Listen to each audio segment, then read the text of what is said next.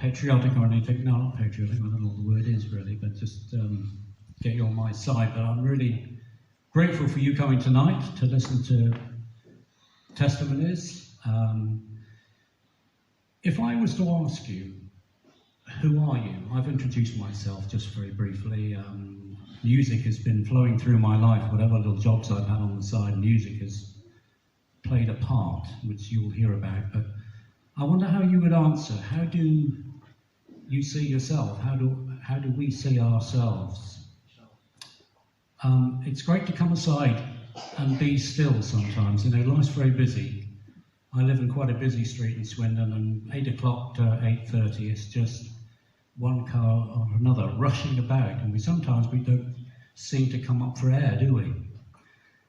I've got a story to share, and I have to say it's my interpretation. If you can just remember that, it's my interpretation, because things happen to us in life, and we react to them in different ways, don't we? Depending who we are, how strong we are, how weak we are. So it's not totally complete. God's view of me is complete. And you'll know that the evening is about God, it's about Jesus. And he came into my life. I promise not to be too long. We all react in different ways, should I say. Music has been a strong part of my life, for good and for bad reasons, really.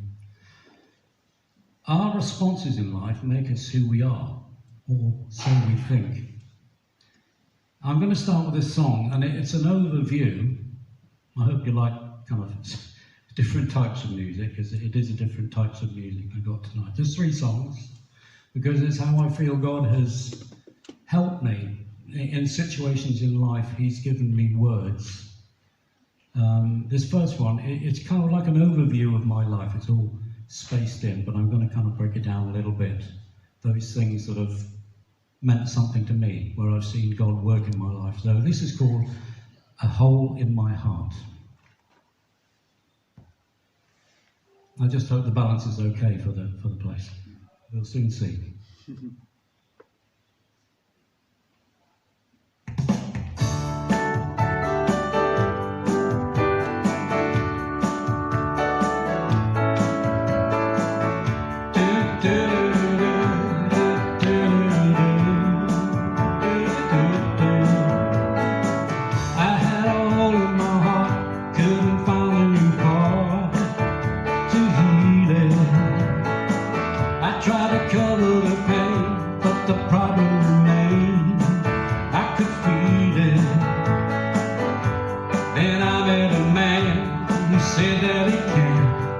Just start over, he would make a new heart, take me back to the start. What an offer. So I believe what he said, this man is raising the dead. No problem, if he could make the blind see, he could do this for me. No job done. Now I can say, as long as night follows day, got a friend forever. Never be on my own, gonna walk the road together. Took my hand, he understands, he knows my story. Call my name, take my blame. Praise and glory, glory. So if you're lonely inside and you don't wanna hide your feeling, come to the Master of all, just give him a call for healing. He's provided for you, all that you gotta do is surrender. Trusting he will provide, keep at your side forever. I had a hole in my heart, I couldn't find a new part to heal it.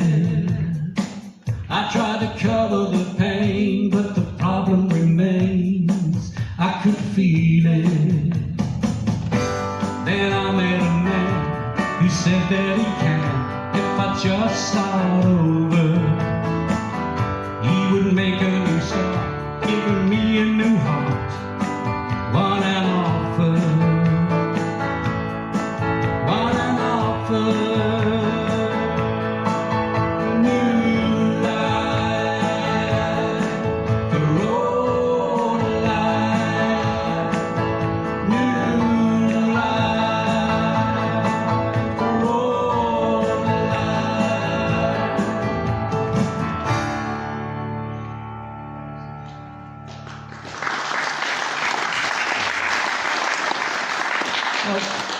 All praise to God for all the music, you know. But I was talking to someone on the table. It's just a wonderful gift to be able to express yourself to God. It's not always been like that with me. I believe there's only one person. I have scripted this because there's so much I could say, so many different angles. But I believe there's only one person who knows who we really are, and that's our Creator. My faith tells me there's only one who loves me because he created me. I'm valuable to him. He has an intimate detail about me, detail that nobody else knows. Every thought, every desire, every deed. Yet he loves me and wants me to be, and everyone in his creation to know that love, which is pure, which is the true meaning of love. You know, there's lots of ways that love is used. I've been through them trying to find that love. It's a free gift, an undeserved one, and I believe we have to start seeing things from God's perspective to begin to understand his amazing love for us. And just an important thing is that I do have the Bible as my base for these things. It's not something I pulled out of the air. For 35 years of my life, I wasn't aware of the truth about life, about God. I probably believed in his existence, but I was unaware that I could have a relationship with him. I think most of us think he's somebody up in the sky, isn't he, looking a bit like Father Christmas and that, but he's not really bothered with us, he's just there. And I was unaware that he could have that relationship, but when I received that truth inside, what a release. What peace, what security, that he who knows all my past can offer forgiveness, acceptance, freely, a new life, eternal salvation. You know, when we talk about that, I think people say, oh, I don't want my life to go on eternally like this, you know, but it's not going to be an extension of this one, is it? It's going to be free from illness, sadness, regret, condemnation, loneliness, crying, so I did a lot as a young lad. The world is a tough place to live in. It's so uncertain in many ways. We don't know what tomorrow will bring. Sudden disaster may strike, life throws lots of challenges, and I reacted to things that happened to me. I closed myself off, I felt alone and uncared for, and I developed a protective covering around myself, you know, like a snail. If you pick one up in the garden, it sort of withdraws within the shell. And that was me. The world didn't make us, but it can shape us. I took charge, or at least I thought I did, because trust in anything outside of my thought pattern was something I couldn't deal with. I wasn't really in charge, because I know now that God looks after all he's created, whether we know him personally or not. He provides for us. Now, I've got to kind of touch base with my background. And again, these were interpretations of things at the time. Born at the end of the war, and I have to say the last one. My earthly father was in the Royal Devonshire Regiment. He was a captain. Mum was carrying me. I was about 3 months in the womb, and she received the news that he was killed in action. He was 26. I'm told a fine leader of men. I put this in because I'm at a ripe old age and not half the man he was. I don't feel cheated about that, but, you know, Because life has to be seen in its totality, not just a moment in time. So several months after that, Mum remarried, and it was a friend of the family, and it was a convenience marriage, really. A young mum with a young lad, and she needed support, family support. He was quite Victorian in his ways, demanding. I don't want to make him out to be too demanding, but that's just the way I saw him as a Victorian. His food, his attention, sex, when he wanted it, sort of thing. But, you know, he did provide for my physical needs. But the relationship ended there. He wasn't a father to me. And Mum never loved anyone as she loved my father. She had quite a lonely life, actually, but her lost love left a deep hole in her life. She became more than dependent on the bottle. She didn't sort of wander around completely gaga, you know, but it was there, and she had to really confess it after many years. But after many talks to her, I had the joy of leading her to Christ. And she died in 1989, but she was a lively lady in one of the Baptist churches in Cirencester there. It was a miracle, like all God's transformations. It was a miracle after the problems she'd had with men in her life. But something that Mum and my stepfather must have decided on was to send me to boarding school. And looking back on that, I saw that as rejection. Not at the time, you know, you just think life is life, don't you, when things happen to you. The school was 80 miles from the home. I was 8 years old.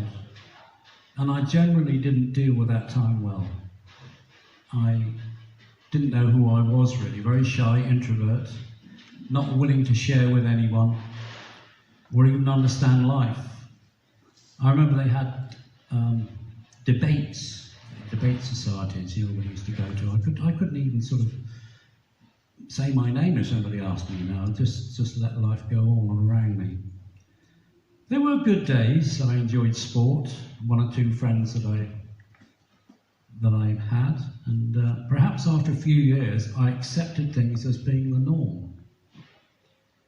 Parents' visits and letters from home were the norm for most boys, but it was rare for me to have any contact with Mum, not even a letter, during term time. And the one thing that I was missing, that I needed most, was love. Today, as I stand here, I know in my heart that my God knows my past, present, and future. And He's been with me through every step. I just shared over a table just now that I've just finished the prostate cancer program. And that really did come out as a bolt of the blue. I was having a blood test for a swelling on my foot. And the doctor had given me 2 lots of treatments for it, and they didn't seem to be doing anything. So he said, come in for a blood test. And it was then that they found that my PSA level was up at 18. So I had a course of hormone treatment, two courses of hormone treatment. They were 3 months at a time. That was scary for me because I heard all these stories that I'd be singing like a lady and growing breasts and all sorts of things like that. You know, you hear these things, but it didn't happen. I had lots of people praying for me. The scariest thing was the bone scan. That's the last thing you have before the treatment is decided for you. And thankfully, it was all contained within the prostate. I had 20 sessions at Oxford, and they used the hospital transport to take me there, and I wasn't let down once. And it was about a month ago, I had a call from the hospital, and the PSA number was 0.03. So it's basically declared free of that. And I just thank God for that. You know, things come around our lives. There's a poster on the back that says Jesus is Lord. That means He's absolutely Lord of everything. There are no surprises when things come up in our lives. They're not surprises to God. He's going to do something. Maybe there's someone here tonight, or several, that you don't know how to cope with the situation. You give it to God, and He uses it, and how he used this for me was to deepen my faith and trust in him.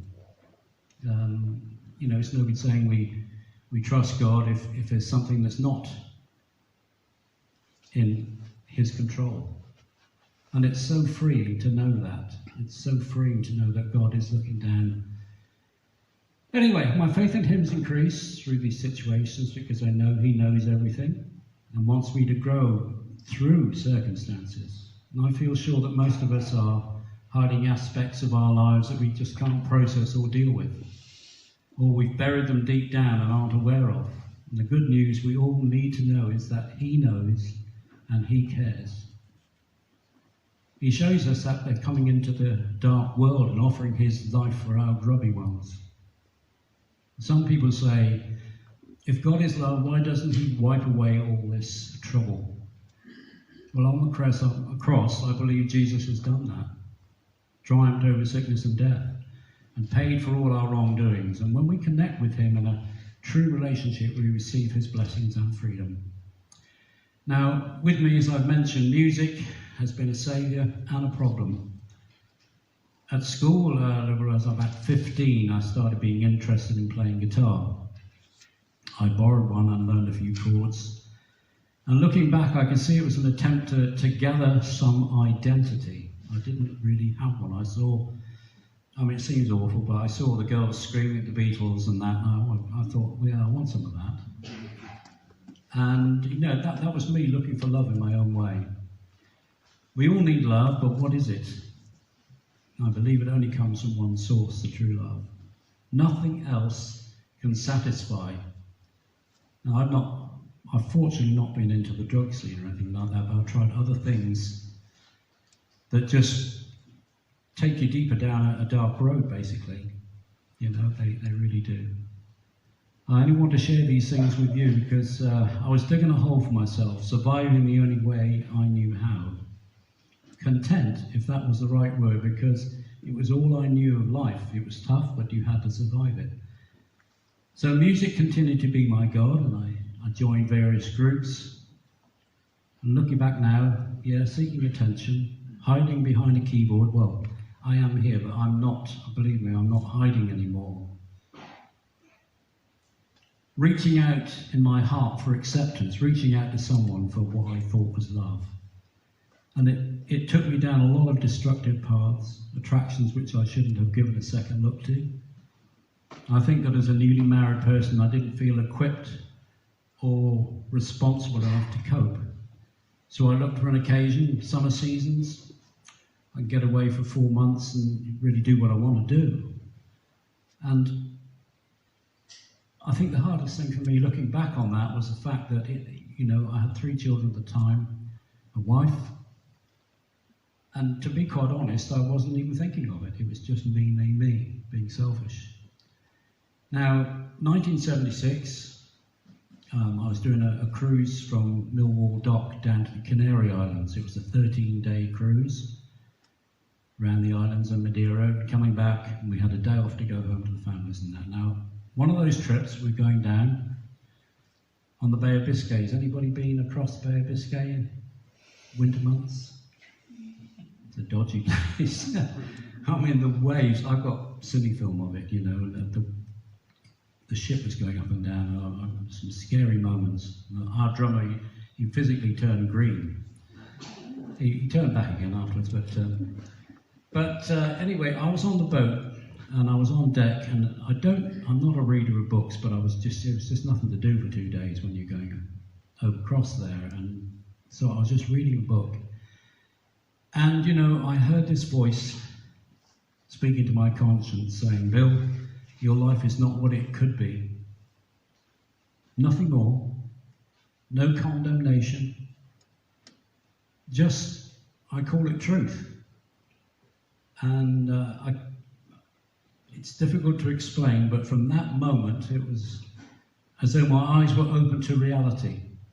For years, I've been leaving home for summer seasons, not really awake to the fact that I was leaving my wife and kids to bring up, leaving her to satisfy my own selfish wants. And it just kind of turned round to me and showed me that I had my head in the sand for so long. In fact, I wasn't even thinking about my life. I was just going along day to day, thinking this is it. But as soon as I heard that voice, I could not disagree. I just could not disagree. And it was the beginning of me having my eyes open gently to the family situation at home, to my wife, and bringing up the 3 kids. And and if kids want anything, they'll attack you all at once, won't they? And they probably got away with a lot of things, but they've grown up and they're fine now. God is our creator. He's also, of course, our Heavenly Father. And the word Father was not a word I could identify with. I hadn't had anyone living up to anywhere near what I consider father should be. There's a book in the Bible that talks about his intimate knowledge of us, knowing the number of hairs on our head. I know that's not encouraging for some of us, but it doesn't matter how, it's not the number of, it's just knowing us. That's all God is saying. I know you. It says he knit us together in our mother's womb. We're not a product from some factory line. We were lovingly and purposely created for his pleasure, every one of us. And there was a moment when I realized that something had changed in me. There was a softness, a gentleness that wasn't there before. Over the years of my Christian experience, God has helped me to write songs. He's given me words to encourage me. I go in the back room and I just play a few chords and then something will come. It doesn't happen. It's not like a machine, churning them out, but just at the right time, he encourages me. And I'd like to share a song with you now. It's an incident that happened a few years ago. I've come downstairs from having a wrestle with my youngest son. He's 38 at the moment, and he's a DJ in Vegas, and we can't get in and out at the moment, unfortunately for him. We haven't seen him for a couple of years, but he was born when we became Christians, and so I've got a closer relationship with him.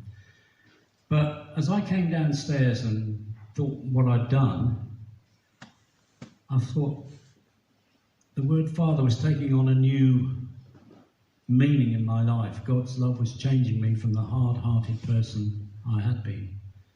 And it doesn't happen overnight. It's a cooperation with him. He's very gentle with us. We ourselves have to be willing for changes. He then works with us in his life. And the song's called A Father's Love.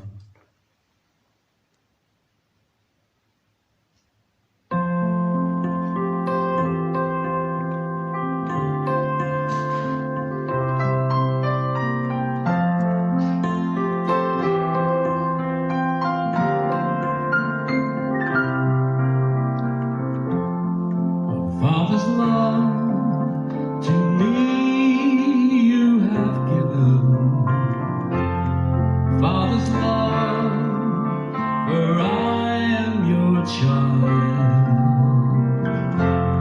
Though years of pain have been my companion, you have filled me with joy. My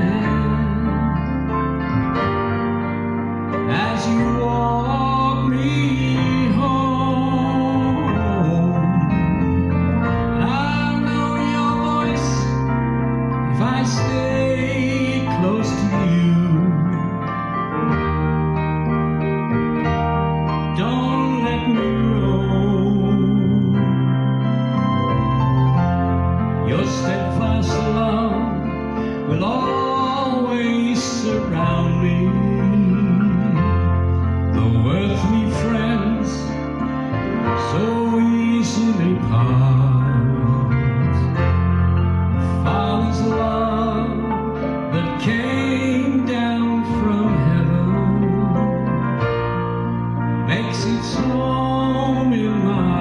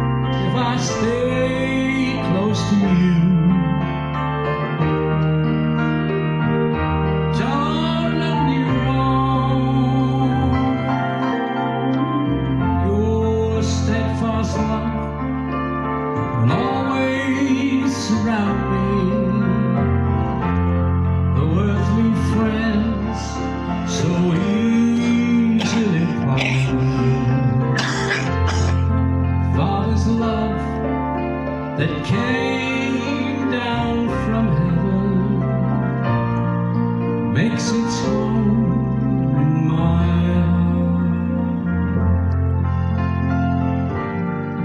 makes its home in my heart.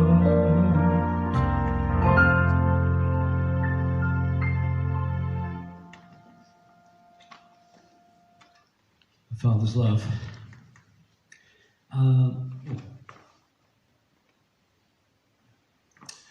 I know there are some people who can't accept God's love. They say they're not worthy of anything. Well, none of us are worthy, but it's not really true. In the cross of Jesus, where God's only Son, although nailed, he had the power to come down and smash everyone away, but he hung there because of our sin. In archery, I believe that if an arrow falls short of its mark, it's called a sin. Every one of us has fallen short. You know, Christians here tonight, we're not saying we're better than anybody else. We believe we've all fallen short of God's loving intention for us. And even though it was our doing, he offered a way out. And because he was raised to life, defeating the enemy, we too can receive life in all its fullness. You know, this is the only story a Christian has. We can't add to it. We can't take anything away. It is our story. When we see true stories on film or on TV, even if they're true stories, there's always some added spice, isn't there, to appeal to us. Usually are sexual scenes or some added murder plot or twist to intrigue us further. The biggest fact that appealed to me about God was, as I said earlier, was that we could have an intimate relationship with him. That because he was God, he knew all about me and had been through all of my ups and downs with me, so I could pass on the good news to others. It's very comforting to know when we think back at the past, you know, God has been way back, knowing all things. There are so many in the world that won't respond to his call because we want to be in charge. We don't want to know about a holy God. We want to ignore the fact that we've gone our own way. But when I heard that voice, as I said earlier, I couldn't disagree that my life was in a mess. My eyes were open to the truth. And I believe that's the starting point for salvation, owning up. But joy is that Jesus Christ takes on that burden for us, that it's God's love, God's grace. And the Bible says that we were bought at a price, the price of God's Son's life. I don't know if I'm going over the mark here, but, you know, a day is coming soon. I can't give you a date.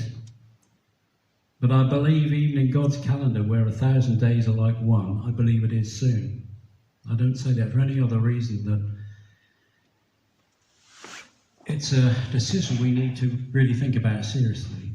Now, I had a couple of pictures a couple of months ago, which I believe is a simulation of what happens to us as we took our own way instead of God's. And this is what I think happened to me. We're born into this world. God created us, made us perfect. But we stepped away from him.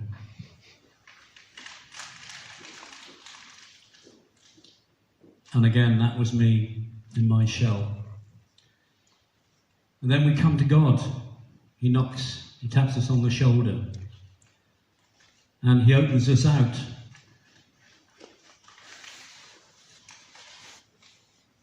We don't look quite the same, do we? We've got lots of bruises and bumps and scratches and scrapes. But he gives us a new start, a new life, and a new hope to live for.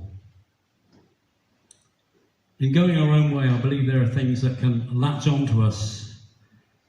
Some things that happen to me: inferiority, worthlessness, anger, inability to trust, rejection, past mistakes, painful experiences, failure, and something that really did happen to me, a lack of emotion. I became hardened. I'm closing with a song, and I'm going to hand over to Keith. I hope if anybody wants to, that I say there is so much.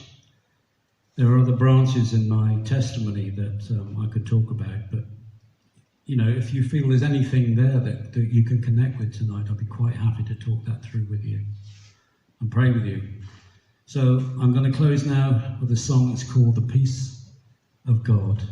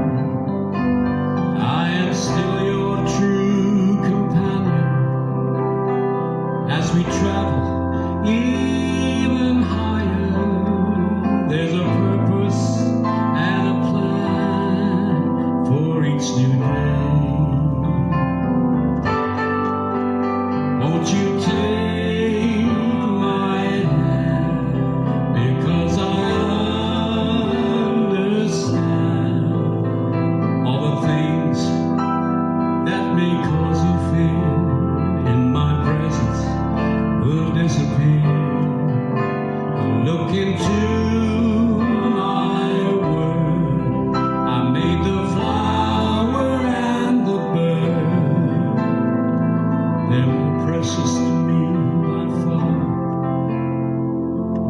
precious to me by far. So